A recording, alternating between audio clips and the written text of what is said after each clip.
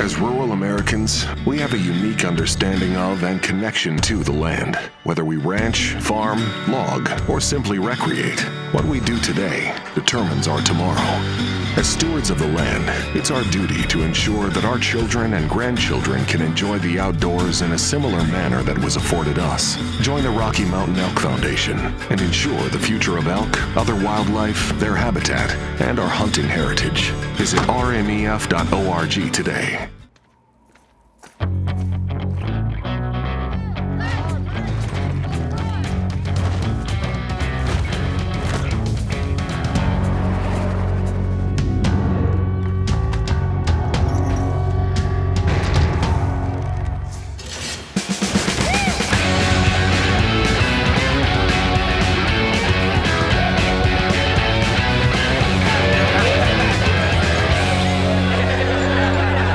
Today, I will bring together foundational pieces for growth.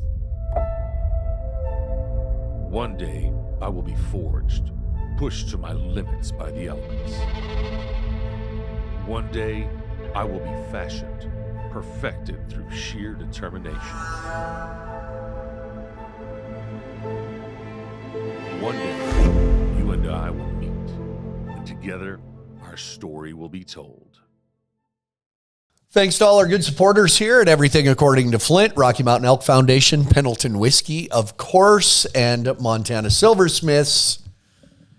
Every buckle has a story. Speaking of good stories and a guy with some good buckles from Montana Silversmiths, in studio, the best kind. In studio, the 5-time PRCA Announcer of the Year, Wayne Brooks, my not old friend, long time friend. However, I did discover on our way out here that you are older than me. A year. You got me by a year. A year. Yeah, that's it.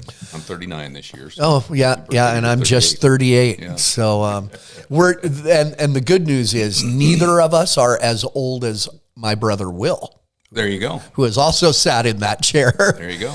In town, I will say, and I told you this, the best kind of these, you can never beat the face-to-face. Right. So whenever we kind of keep track here, who's in town, who can we get to the studio? And a few days ago, as we record this, I said, you know, the big Billings NILE ProRodeo is coming up. Wayne Brooks is going to be in town. So you bet. In town, Billings, you spent a little time here. You spent a couple of years here growing up. You like this place. I did. I love it here. Always have. You know, I've been gone so long now, away from winters, that I'm not sure that I could come back and not be allergic to the snow and cold. But, you know, it's not near as bad here as it is a lot of places. So I always enjoyed it here, loved it. And when you're in, you know, that age, you don't even notice it. Don't even pay attention. Run out in your short sleeves and do something and run back in and don't even pay attention to it. Snow and cold when I was young was just the next phase of the year. Yeah. Okay, but put this stuff away. Get this stuff out. By the time this releases and airs, I think it will have snowed here. Sure. I'm going out on a limb here. See how dumb I sound. I think they're looking at Sunday. It's yeah. Coming here So 2 this days would from be now, so possibly. Yeah. The NILE ProRodeo, I worked it at one time. I think we missed each other in that part of our careers, I think we did. I keep track of the Billings Rodeo. Of course, I live here, the NILE ProRodeo, but when I look at this rodeo, to me, it opens up a bigger topic, and maybe you can address it better. The rodeo season with the PRCA used to end the 1st of November and October, whatever. So there was all these October rodeos that were, some of them were called the Last Chance. I did one in South Dakota, one in Pasco, Washington. The NILE Rodeo in Billings used to be all those guys trying to make the NFR, that big rush. It was about 5 performances. First topic. What kind of contestants or how has it affected rodeos like this in October? It's a little different feel now because this is the 2023 season already. Absolutely. You know, Cow Palace was another one that was huge. Huge money and lots of performances there as well for the end of the year, just as we were here in Billings. And it has changed. I think now we're seeing a group of contestants that maybe their 2022 didn't end up exactly like they wanted to. So maybe you had some cowboys and girls that were laying out in 2022 and waiting on October 1st to jump out and start 23. Because as that person, would you, especially with fuel costs, the cost of everything, come about the 1st of August or middle of August, you say, I'm not going to make the NFR. Let's back it off. Yep, so I'm now done. kick it back up. I'm Anyway, done spending go money. ahead. So that's the whole premise of the whole deal, because if you can start your 2023 with a bang, and there's some optimism as this is a mid-election year, and if things change and fuel prices and airplane tickets and the trains, planes, and automobiles hauling all the good stuff around, and watch that inflation perhaps come down. If there's some optimism with those kind of things, that all directly affects the travel business, Right. which rodeo is 80% travel. Yeah. Yeah. What you do in the arena is really important, but getting from point A to point B is a big part of the program. I've always said we never, being a world champion, whether you agree with it or not, or think it's a good thing, it isn't always, a lot of times it's about the best one, but really it's about the one that understands how to enter rodeos, how to travel. A lot of times it's who can go without sleep the longest, who can keep their horses healthy. It isn't always, the world champion isn't always the most talented or the best. A lot like the college basketball tournament. It's who navigates all the other stuff. Logistically, can you sit down and figure it out better than the other guy? That's a big part of the program. I talked to Jackie Crawford, who didn't quite make the top 15 this year in the breakaway roping, as she has for so many, many years, and won her many, many WPRA world titles. I talked to her in Poway, California, the last weekend of September, one of the last rodeos of the year. And she was in a hurry, warming up her horse, getting ready to rope, because she was headed to Florida and New York and Maine that same weekend. That sounds fun. To try to just get those last few dollars in the bank account. She said, oh my gosh, I've roped 75 calves in the last 2 weeks, and I'm just not doing any good. So, yeah, there's a lot to gassing it and trying hard and knowing how to travel, where to get to, how to enter, borrowing horses, and it's a logistically challenging business. And for a lot of the guys and gals, the reality is if you end up 16th, that's a really bad year, because a lot of them say their true money at the end of the year, the profit they make comes at the national finals. Absolutely. They've spent it all to get there. You can spend $100,000 to make $100,000. Right. It's not that hard. It's easy to do, especially if you're flying in style. Well, right. Yeah. Look at that. And look at it. Do cowboys know fuel prices? I mean, I always say a barrel racer has never had a poor day. I mean, I remember when fuel the first time hit $3 a gallon. I remember it because I was still going to the Pendleton Roundup. And I joked that I was the first rodeo clown ever to go to the Pendleton Roundup in a minivan. I put all my acts, because I didn't have a couple of the big stuff. And when it hit $3 the first time, there was a joke that barrel racers don't even know the price of fuel. They don't, blah, blah, blah. I think last time $3 didn't hit as hard as this time with the $5 diesel. It really did. Did you see it at rodeos? Did numbers drop off? Could you tell the difference? Absolutely. And there's some other factors, some other spokes in the wheel that play a big part of that as well. We talked about it a little bit last night. But yes, absolutely. And when we were at Reno in June, when this fuel prices and airline tickets and all this kind of started to build just a little bit, 9,000 team ropers there because of the BFI and all the other team ropings that are happening around the Reno Rodeo. There were team ropers there in June talking about, once 4th of July is over, we're done. We're going home. So, we don't see those numbers go down in our timed events, typically across the country throughout the year. Timed events usually stay up pretty good. But it's been pretty obvious in the rough stock events. This fall, good, big $12,000, $13,000 added rodeos per event. 1 or 2 bareback riders, 2 or 3 bull riders in a perf, in a performance on a Friday night or even on a Saturday night. So, yeah, we're seeing it, and how much you can contribute to those economics, I don't know, but it's there. It's a factor. It's kind of the second part of the Billings thing being in October. Why did that change? I don't remember. I remember when they changed from the 1st of November to the 1st of October as the end of the calendar year, as the end of the season. There was some big rodeos. They wanted it to finish up the year, kind of. Why'd that happen? Do you remember? I don't remember, and I really can't answer that question, but I know that it probably has something to do with Las Vegas. When we started there in Las Vegas, it was 10 nights of rodeo, and that was it. 35 years later, there's 100 ancillary events that happen around the NFR. Yeah, shit. So with that said, you've got an extra month of preparation for that culmination of our rodeo season, which is the NFR in December. So if you had only November to prepare everything that needs to happen in December, wouldn't it be better if you had 2 months to prepare rather than one? I think that has something to do with it. The Super Bowl only has 2 weeks, though. I don't necessarily agree with this, how it's done, right? Because I like the October rodeos. I like to finish up strong with those rodeos where the cowboys are. I do too.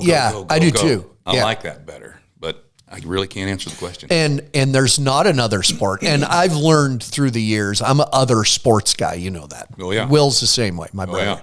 Oh, yeah. I've learned through the years, we just can't compare rodeo to other sports. You can in some ways with the mentality of champions, blah, blah, blah. Psycho-cybernetics. Yeah. But we as a sport, our season is over, but the Super Bowl's 2 months away. Mm-hmm. Mm-hmm. So then here rodeos this month. Okay, if I'm a saddle bronc rider and I made the National Finals Rodeo, do I be really cautious and don't want to get hurt?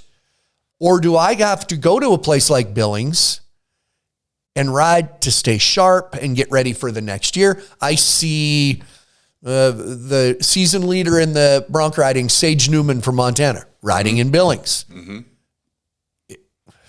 Then you go, ooh, smart move, not a smart move. That's a tough call. Well, I'll tell you, another one of the spokes in the wheel in that is qualifying for the winter rodeos in the big winter rodeos.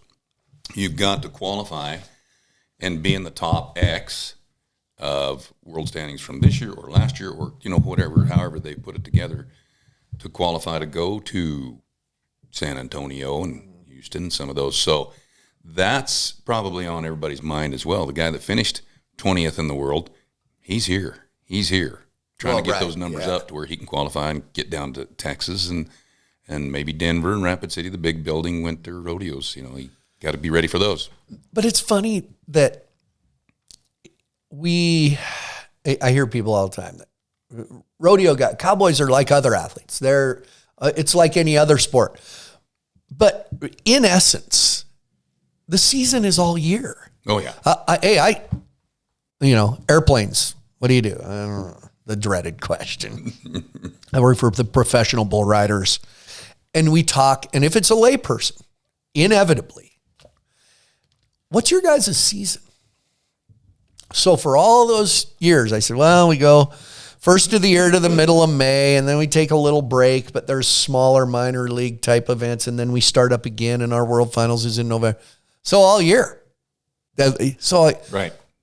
Yeah. Yeah, pretty much. So then when the PBR said, we're going to have a season, mm-hmm. it's going to end up as it is this coming year, the end of November to the middle of May. Mm-hmm. And guess who lost their minds? Fans. Oh, really? What the hell am I supposed to do the other 4 months? Right. I love watching the Green Bay Packers, but I can't watch them in the summer. I mean, It's funny how... Right. Well, you disrupted the flow. Yeah. Disrupted the whole flow. The river was rolling the way it's supposed to flow. Disrupted the whole deal. Yeah, I get that. Wayne, that's how we've always done it. Or just do it like we did last year. Yeah, isn't that's a famous one too. We had that talk, and I'm definitely not. I'm still such a involved in rodeo. All my work at the NFR keeps me involved, but we joke about the difference between what you do and what I do. I don't know that everybody understands is, I have had people say, do you like working for the PBR better than you do working for the PRCA? I never worked for the PRCA. Right. They're all independently produced. So every weekend that you go, And a lot of people like it that way. Every weekend I go, I know who I'm working with, it's more of a concert tour. Every weekend you go, you're working for someone else, which is refreshing and sometimes makes you do this, Sure. right? Sure. Yeah, I have 37, 38 bosses throughout the year. And, I know most of them pretty well, and I keep in touch with most all of them. But, yeah, it can be challenging for sure because there's not just one guy you answer to all year long. There's 37, 38 of them. And then, as you know, a lot of committees move. They'll re-vote and Right. have a different chairman and a different president.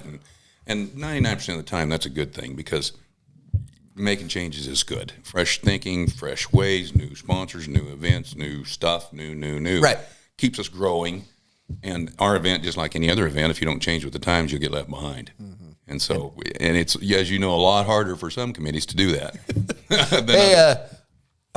Hey, why don't we throw those T-shirts out after the steer wrestling? We've always done it after the calf rope. Right. Can we do it?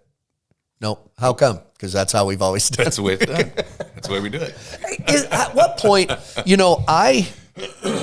even when I went and started going to just exclusively PBR stuff, for a lot of years I went to Calgary with you and Bob Tallman, and the Calgary Stampede. So it was kind of the one full rodeo. Right. I did, and loved going up there. And it was tough. It got where it was tough physically. Sure. But you have to balance a frustration. I did because I wasn't used to it.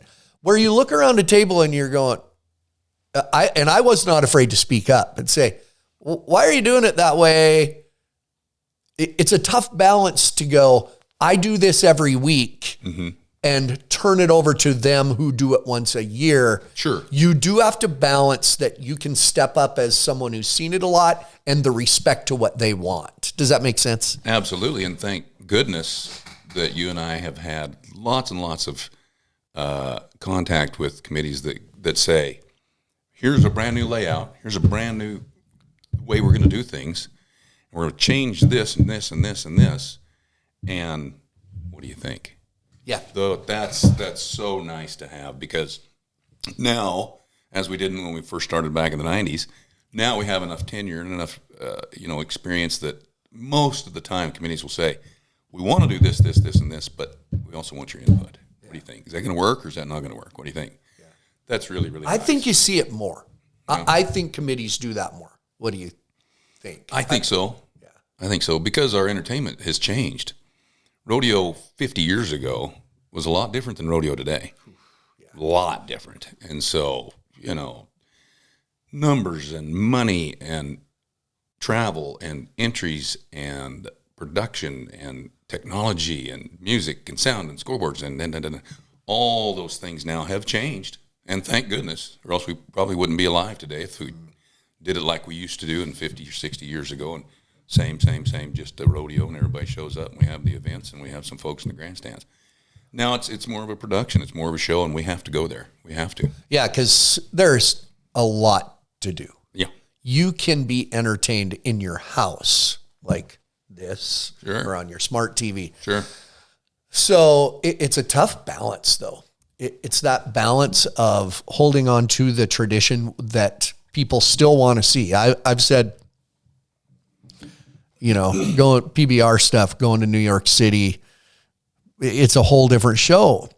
And we give a guy $1 million at the end of the year, and we're in the heart of New York City, but they still want to see cowboys. Mm-hmm. They want all this, but they still got to be cowboys. Mm-hmm. Mm-hmm. We want cowboys to make more money, but when they make more money, well, he's a sellout. I mean, there's all of these little contradictions in what we do that we got to hold on. We got to change here, but hold on to that. Sure.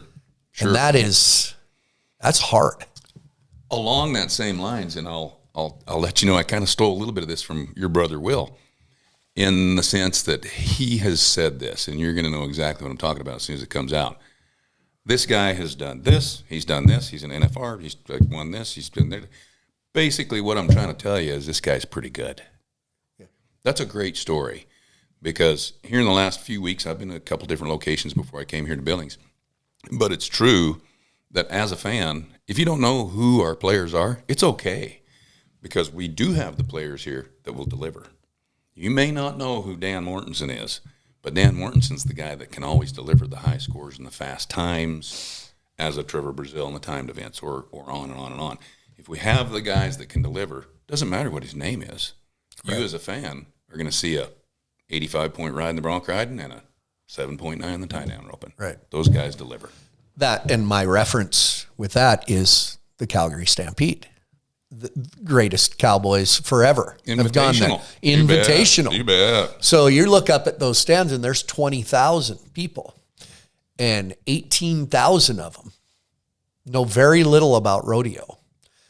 So yes, you sell, here is Casey Field and here's Tilden Hooper and a young gun Rocker Steiner. But basically what we're telling you, you don't know those names. Yeah, they're really good. These guys are good. Yeah. Okay, just watch. That's a hard balance up. That was a really hard balance up there. Well, and as you know, 6,000, 7,000, 8,000 of those don't speak English. Yeah, European, that's true.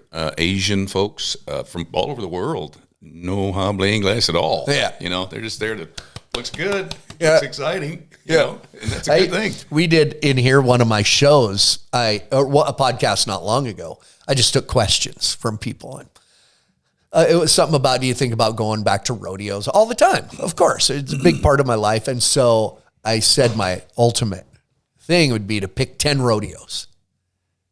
And so I said, so I'll pick 10 rodeos, and I'd written them down. I got done, and off camera, Logan over here that helps me go, no Calgary? There was, on my honorable mentions were Calgary and Hermiston, Oregon, I think. Yeah. No Calgary?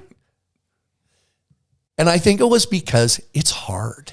It's challenging. Yeah. It's challenging, but that brings up one of my favorite stories of all time, and that's the old turn the hat around deal. You did that. You did that at least every year, if public not every service, day. Public service announcement. Greatest thing in the world. Yeah, were we? Because they give out, do they sell them or do they give out the white straw hats with the red band? I think both. Yeah, because they'd have a convention or if you're with a certain group of people, they'll give you one. So there's thousands of them in the grandstands. Lift the hat here. If the tag is in the front, you look stupid. It's on backwards. Turn it around.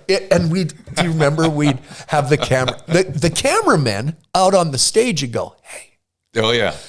I got one. And they turn and zoom in on somebody in the crowd. And we did that. Maybe you don't remember. We had a guy, one performance, picked out for half the rodeo. And he never realized, we'd put him up there and he just never realized it was him. Let's go back to him. And we'd go back. Sure enough, hat's still on backwards. It was always fun because we're not picking on 1 or 2 or 10 people. There's 1,000 of them up there that don't know how to wear a hat. It's okay. Yeah, it's okay. Yeah, just take it off, take a look, turn it around. You know, that's always been a topic with me. We take such ownership of our lifestyle. Sure. You know, tell Tim McGraw to get a new hat. No, it's fine. Mm-hmm. Hey, look at, he doesn't shape his hat right. Oh, it's okay. Yeah. Look at these people. Never wear a Western shirt and hat till the rodeo comes to town. That's dumb. No, it's not. They bought them. They bought a ticket too. So we do it in fun. But Jason Aldean, when he first came on the scene, he doesn't look like a cowboy. He's got the keys and the hat and the T-shirt and it's just out. And how many millions and millions of CDs and songs has he sold since then? I always, and I've told this story on a show or two of mine, that we had a guy that was a Black Hawk chopper pilot, Ryan Weaver, and sang some country music. And he toured around with us at PBR and sang some opening songs. And he had a black hat and it was shaped like a singer. And he said, Larry Mahan, it was a Larry Mahan hat, and came to him and said, let me shape that right for you like a rodeo cowboy. He said, but I'm not a rodeo cowboy. I'm a country music singer. Mm-hmm. And he said, I haven't earned the right. That's a bull rider. That's a cowboy. I'm not a real cowboy. I'm wearing a hat because I'm a country music singer. So I'll just keep it like this and let the real cowboy. Yeah. And I thought, that is really cool. Yeah. That's, you know, don't pretend. But because George Strait is not pretending. Cody Johnson is not pretending. They know how to shape a hat because they're cowboys. Yep. And they've lived it, loved it. They're part of the passion that is rodeo and the Western lifestyle. Yeah. I'll say that 100 times a year. Nobody in our game gets really rich or very famous, but we all love what we do. We all have a passion for it. And It's a wonderful game to be involved in. And you and I have the best job in the world. Travel around, brag on our friends, and entertain people. Yeah. Greatest job in the world. The travel gets old, but the job is fun. I had a friend, musician, Barry Bales, plays the bass for Alison Krauss, did for years. And he said, I play for free. I get paid to travel. I said, oh, that's good. Yeah, that's not always true. When you talk about, I mean, I've told my story a lot, but was there a moment it clicked? You went, I know you rode bareback horses and you did certain things. When did you go, you know what? I have a pretty good voice. I could get paid every day. Was there a moment, or there's so many stories of, well, they needed a guy here and needed a guy there to be an announcer or whatever. Yours? You know, in Phoenix, Arizona, I was still riding bareback horses. And yeah, a guy didn't show up, and if you'll do it, we'll give you a free practice horse. And it kind of evolved from there just to doing the little jackpots and practice deals, and then a few high school rodeos for $100 a day. And then they called from out of town. And this is when it clicked for me. Archie Keeney, USTRC, Albuquerque. They were having a big team rope in Albuquerque. And he called and said, hey, we've been hearing some good things about you. Would you like to come to Albuquerque and announce one group of our team ropers on Saturday, all day Saturday, and part of the day Sunday or whatever? I said, sure, that sounds good. We'll get a plane ticket, and we'll cover all your expenses, get you a room, pay you $300 a day. $300 a day. I said, this is like stealing. This is, I know exactly. I can't believe this is happening. I got a microphone and a clean pair of underwear. I'm making $300 a day to just go talk on a microphone. You suckers. Oh my gosh, like stealing. That's when it clicked. And I said, Yeah. I'm going to start paying attention to this a little bit more. Yeah. Start working a little harder at it.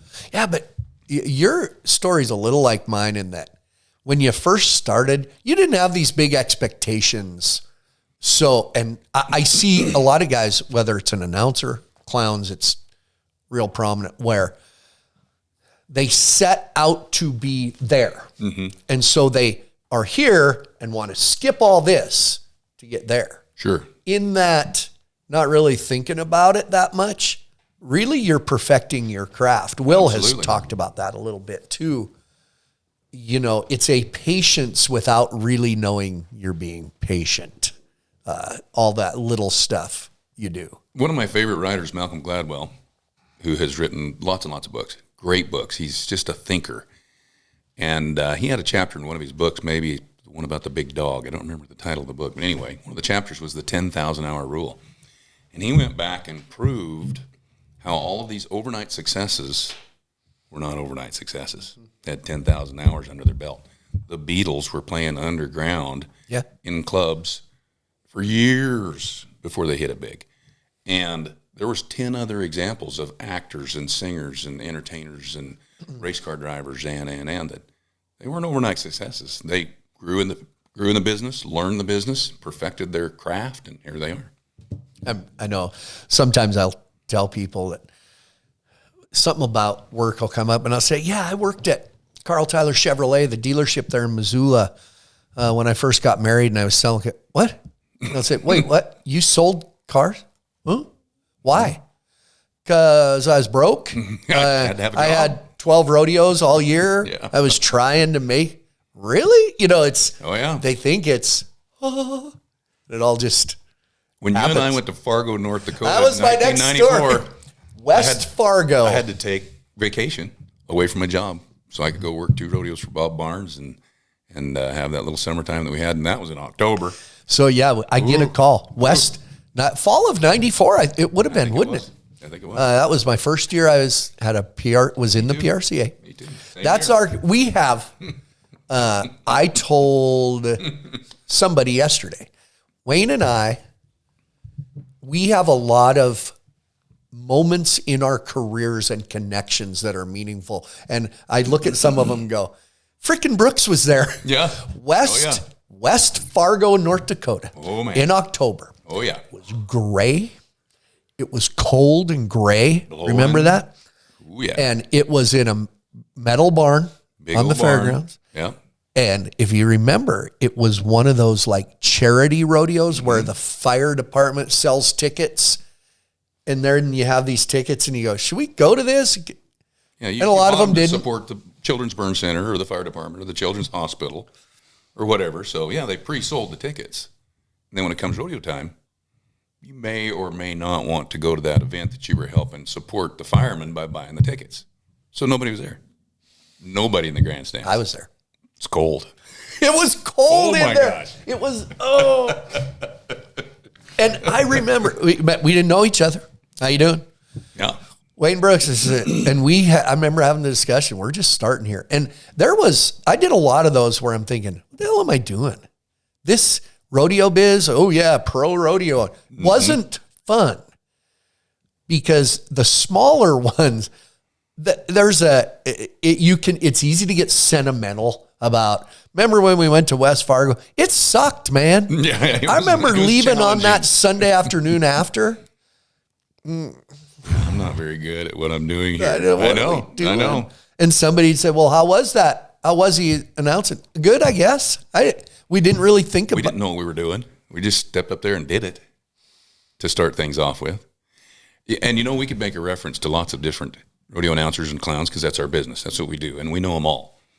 But I've got to brag on the Roger Moonies of the world that in that period of time of growth where you're perfecting your craft, he was able to go and take a lot of rodeos that didn't have a lot of product and make them fantastic, make them fabulous because he became part of the show, if not the show at a lot of locations.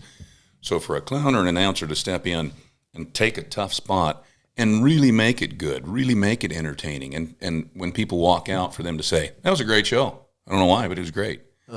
Got to pat those guys on the back. As long as the people leave thinking, sure.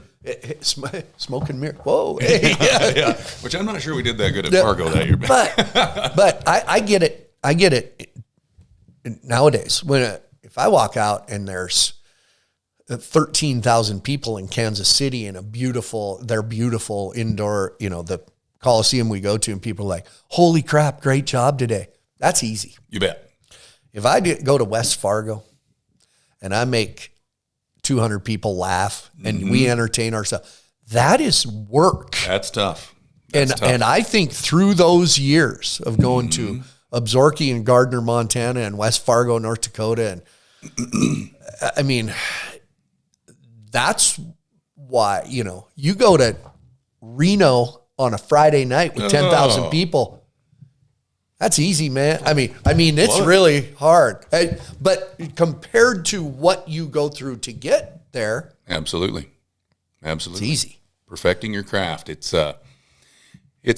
looking back, it's been a wonderful journey, but a lot of work, a lot of time, a lot of travel, a lot of blood, sweat, and tears put into what we have today and where we've grown to be. If it was all done, if it was all over tomorrow, I'd say, well, it was great. It was really great. I don't think it's going to be. I think it's going to go on for a while longer here for me. But I've been getting some calls about you. But yeah, we are two of the most fortunate guys in the world to be where we're at. We talked about this last night too, and I've told this story a lot. The thing about it, like where I am, and probably you too, was there, before I get to that story, because it applies, did you consciously come up with a style? Did you listen to different people and go, I'm going to take that? 'Cause we joke all the time. There's a whole generation of rodeo announcers just trying to imitate Bob Tallman. So you take a little there. He changed the face of it. Oh, absolutely. Completely. Absolutely. He was radical. It was like, who's this Bob Tallman guy? Were you conscious of what you wanted to end up sounding like or bring to the table? Absolutely. And I'm sure that you have 100 stories of this. When I was starting out, I drove to Prescott, Arizona so I could sit quietly and watch and listen to Randy Corley. I got the NFR tape so I could listen to Phil Gardenhire and Bob Tallman and Hadley Barrett do the NFR. Studied them, watched them, and stole a little bit from everybody. But then thank God I had people like Liesl Harris that after the performance would go, you're trying too hard to sound like this guy. Don't do that. Be your own guy. Do your own thing. You can steal a little bit here and there from the great Hadley Barrett and Bob Tallman and Clem McSpadden and Zoop Dove and all the guys that got us to where we're at today. But if you try to sound too much like them, you're going to ruin yourself. you're not going to do any good. People know it. They'll understand it. It's a phony deal. So you've got to develop your own thing. And, Jim Bob Feller, Clem McSpadden, Liesl Harris, Ted Kimsey, all those kind of guys would come and say, when I first started, you're not doing that right. You need to do this a little differently because you're sounding too much like that guy or that guy or that guy. You need to develop your own thing. Thank God those people were there to straighten me out. Liesl was, when I came around and ended up at the NFR at receptions and different things, I was pretty young. I was 30, and I was doing things a little different. And people should know it's not all rainbows, farting rainbows and riding unicorns and neon. I won't say what Bob Tallman. It's all something and pool parties. But I didn't have that many friends and people who wanted to help, but Liesl Harris always did. That guy, for people who know him, they understand. You don't. He was just one of the greatest rodeo clowns of all time, and brilliant. Comedic timing was incredible. He was on Hee-Haw. He was on TV. Yeah. And but he was secure enough in what he was doing and had been doing it long enough. He'd catch me in Vegas. I hear you're doing good. You keep doing what makes you unique. Same thing. He was the confident ones, the secure ones would help. Not afraid to help. Absolutely. Yeah, this game, whether you're great at an individual event in rodeo or a great bullfighter or a great clown or a great announcer or whatever, it's not done by yourself. Huge family of people behind you to help you navigate the waters. It's not working the Calgary Stampede or the NFR. It's how you get there and how you get the job done. And you can't do that without a lot of help. So if you're smart enough to listen, you can get there. But there's a lot of guys that they got a chip on their shoulder. I got it. I know what I'm doing. I can do it myself. Even young guys. Don't need your help. The young guys. Thank you. That might be a little tough on you. Yeah. When I asked about your style and being conscious of it, because the only place to try it is to throw it out there for all those people. Do you practice? You kind of in the car, go over things in your head. I write little songs. I've had 2 or 3 different songs that I've used, rewrites. There's only one place to know if it's going to work. Yep, throw it out there. You got to throw it out there. I have said to you several times before, you want to use my pen to scratch that one off the list? I always do that. I do this. But you know what? You know what I learned, and I have said this a lot. When I was a little kid, I had trouble sleeping, which I still do. And I'd come down the stairs and look around the corner. My mom and dad be watching Johnny Carson. Oh, yeah. Dun, dun, dun, dun. Oh, yeah. I'd watch. And I thought Johnny Carson was the funniest, even as a little kid, when it didn't work. Oh, yeah. He'd put his hands in his pocket. So I started doing this.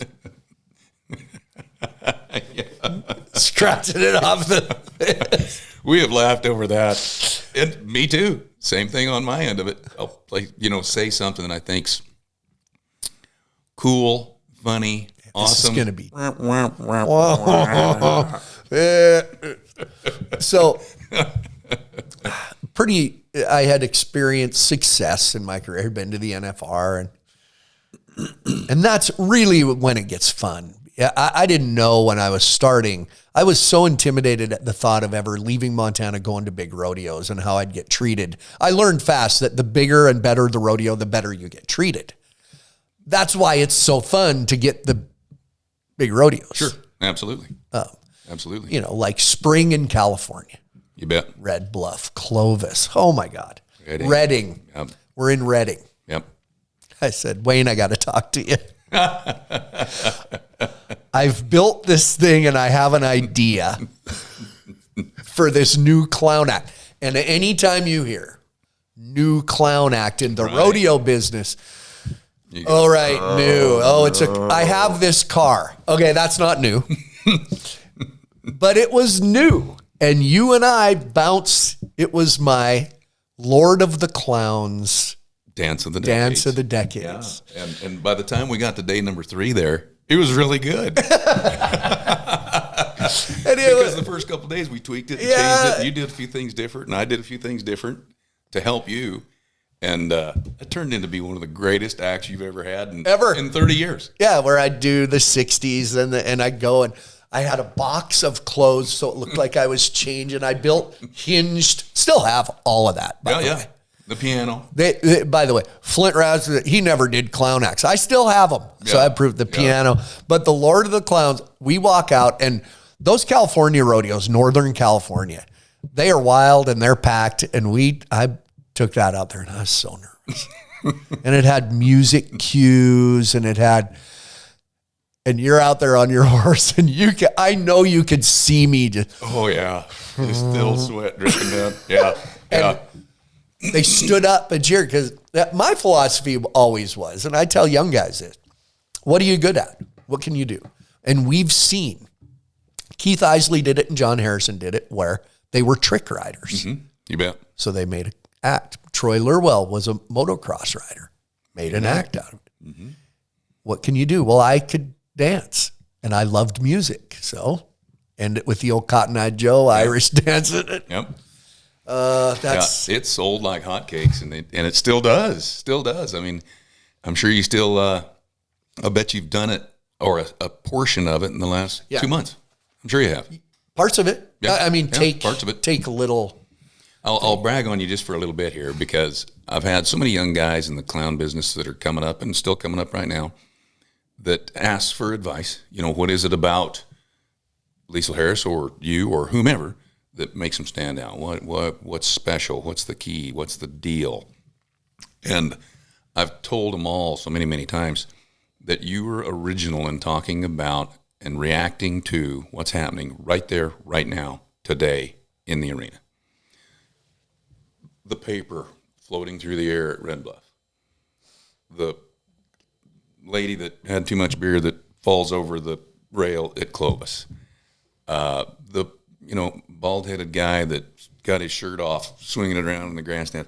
All of those things are happening right here, right now, in this moment in time. And you always use that to the best of your ability. There's some old great stuff like the snake in the arena. Yeah. From the watch this guy. He's going to sneak up. She's a big mama. She's a big male. He's a big bloody male. That are old, great standby stuff that you want to keep tucked in your bag in case you need it. But reacting to original things that are happening right now was always your strong point. But you do that. You guys do that.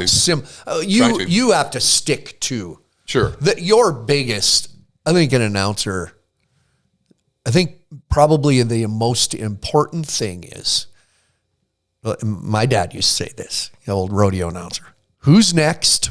Who is it? What was our score? What was our time? Right. That's critical. Critical. You kind of build around that. Sure. Then you give some credentials. Then you, right? I mean, there's a basic, you do have to stick to an outline. Oh, absolutely. Absolutely. Because if you don't, you'll get caught. And in the world of social media today, you'll hear about it within 5 minutes. So, yeah, you got to pay attention to what's going on as the announcer. But that's why it's so nice for a clown to be able to free roll. Just get out there and freewheel. Do what feels good. Do what looks good. Talk about the weather, the cars in the parking lot. It's all there. Oh, it's all the ingredients you need are right there in front of you. Yeah, you give them a little something, and they'll give a little back to you. Mm-hmm. Then what do you do with what they give back to you? Mm-hmm. Mm-hmm. I'll tell you another thing that I tell a lot of young guys, and I truly believe this is a thing, is everybody wants to be very busy and involved in the whole performance. And we'll talk about the bald-headed guy for 10 seconds, calling attention to that. Or the beer garden that's jam-packed full and they're having a great time for 10 seconds. And then something else for 10, which takes me away from that. Okay, I want to interact with the clown. I want to be part of the program here. I want to help you. But that's the end of the statement. That's the end of what we're doing for 10 seconds. Okay, let's go back to where we were at here. Here's the cowboy. This is the last score. Here's who's up next. Here's where we're going. Taking the moment in time to take it for a minute, minute and a half, 2 minutes. Hey, Wayne, I got something for you. Have at it. That's what you always did, and I always thought that was great, great, great, because it gives me a little break. I can grab a drink of water. You got to reset your brain. But when you take it, let me tell you about what's going on over here at this location right now with these people that are having a great time. And then tell the story and maybe interact with them a little bit and have something a little bit funny to talk about that's going on right there for a block of time. Minute, minute and a half, 2 minutes. And then stay out. Stay gone. I know where you're at. I can see you, but you're not just, kicking the door down wanting in. That was always refreshing. Always loved that. And there's some other guys that do the same thing. Oh, yeah. Great at it, too. Absolutely. Yeah. What you have the NFR, Wrangler NFR coming up. Yes, sir. I always said, even when I was doing the NFR, you work all year doing your job a certain way that has brought you success. And when you get to the NFR, they tell you to do it another way. Yeah. Do you still fly in 2 weeks early and get retrained how to announce, or have you gotten out of that now? No, the new guy, Alan Reinheimer, super good guy to be around, and he worked under Sean Davis for years and years and years. He has changed that to where we're coming into town 2 or 3 days early, just one trip, and rehearsing and going over some stuff and changing, a few little things here and there.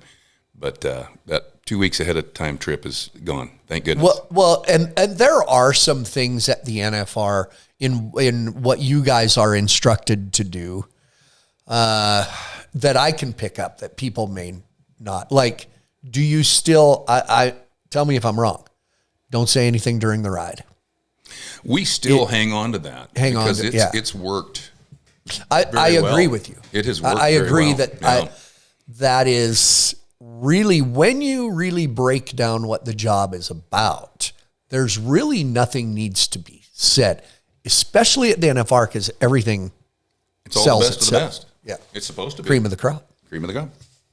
So, it's every ride, every run's supposed to be very good because it's the best people in our industry. So we shouldn't have to hype them up. So to answer your question, we're not 100% stay out of that ride. That's loosened up a little bit where we can jump in there a little bit if we need to. But if it's not broke, don't fix it. It works pretty good. Yeah. That portion of it. But the NFR, for those that are wanting to go there and work it as a clown or as an announcer, as a bullfighter, whatever, and those that will go and work it when I'm not there, perhaps. What you don't realize is the components that are involved. 400 or 500 components of things that happen in 2 hours. Mm-hmm. When we go to Red Bluff and Redding and Clovis and Pendleton, 3.5, 4 hours, it's okay.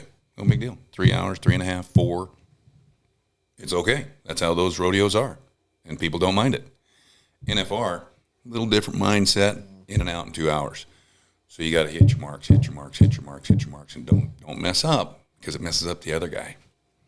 So you don't mess up your other guy and don't mess up the sound guy. So hit your marks, and stay on top of everything, all that information for 2 hours solid, nonstop. That's the challenging part. I can say, I have said for years, I don't know what you get paid at the NFR. I have no idea. I don't want to know.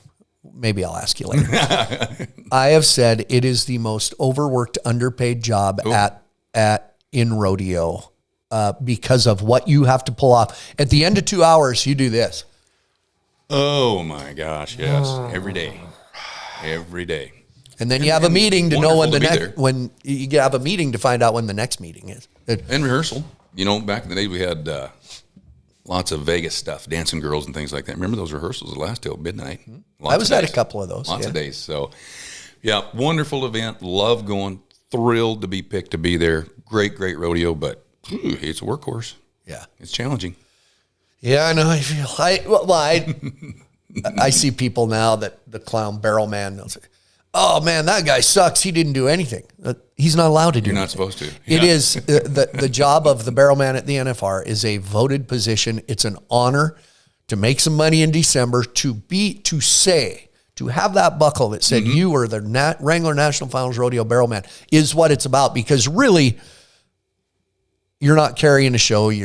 I luckily or whatever had the opportunity to do more than anyone else. And there was days I'm like, no, I just want to stand out there like everybody else. I wore a microphone there. You were lucky because that changed. Yeah. That changed, kind of after the time you were there, in the sense that the general manager wanted it fast, clean, smooth, no extra if we can keep from it. We're just go. 2 hours, it's over. We're done. Thank you. And you didn't need to say a word. And that was his mentality, and it's worked again. Yeah. Sean Davis and I, general manager at the NFR forever, we had a good relationship. He trusted me, and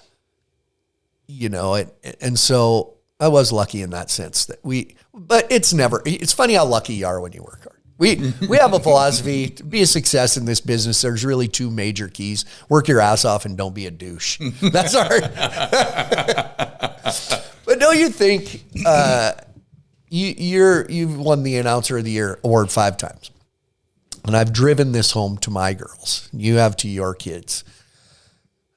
Half of that is how you treat people out here. Oh, absolutely. Committee people. And I hate, here's a word I hate. You know what word I hate? No. Politics. Mm-hmm. Now, in politics, it's one thing. Oh, in here politicking? No, I'm being good to people because be nice to guess people, what? Because I want to keep my job. That's what they remember. Yeah. It plays a big role, though, doesn't it? It does. You've heard this story, I'm sure. My first pro rodeo was with Randy Corley in Phoenix in '94, before you and I went to Fargo that year. And he said, because I'm just soaking it all in, trying to learn. What do I need to do? This guy's won 10-time Announcer of the Year. And when we were all said and done there, 4 or 5 performances, whatever it was at the time, he said, I'm going to give you the best advice in the world as a young announcer. And this is going to help you for the rest of your years to come. I'm like, give me something to write with. Right here. Paper. Hold on. Okay. I'm ready. Go for it.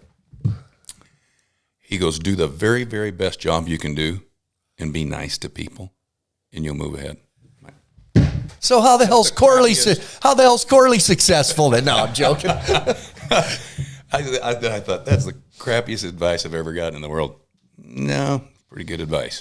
Especially, like you said it earlier, you have 38 different bosses all year. Absolutely. So you may be at the end of a 3-month run, and you get to this rodeo and you'd rather slam your privates in a car door than still be on the road. And you go to the Thursday night committee dinner and they're freaking, it's our rodeo. Oh yeah. You might not want to, and you got to walk that fine line between here to do a job, but damn it.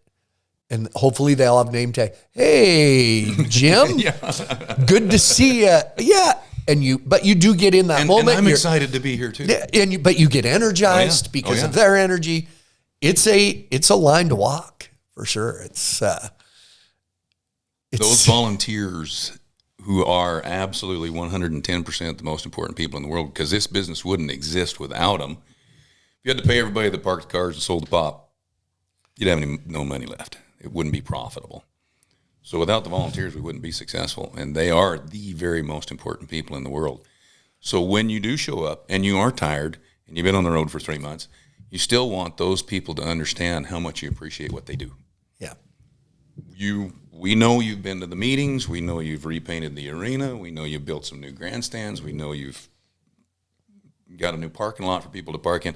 Thank you for doing all that work so I can come to your town and be part of it. Yeah. It's funny because the rodeo in so many towns, the rodeo is the biggest event of the year. Sure. Heard an interview before I came out here today, as a matter of fact. Part of an interview with Bono, the U2, the rock band lead singer. Sure. He said, you tour and you tour and you tour, and you're doing a concert on a Tuesday night somewhere, and you realize, you look out there and go, you got to make this concert like Friday night. Mm-hmm. And then he said, no, wait a second. We got to make this Tuesday night feel like New Year's Eve. Mm-hmm.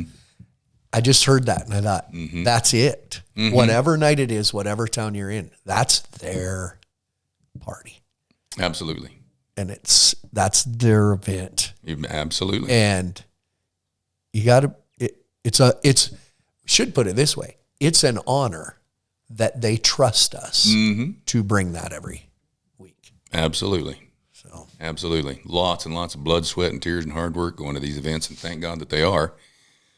Because we talked about this a little bit as well. It's an ever-changing environment. This business is changing again, going this direction. And is it okay? Yeah. It needs to come back a little more to the left? I don't know.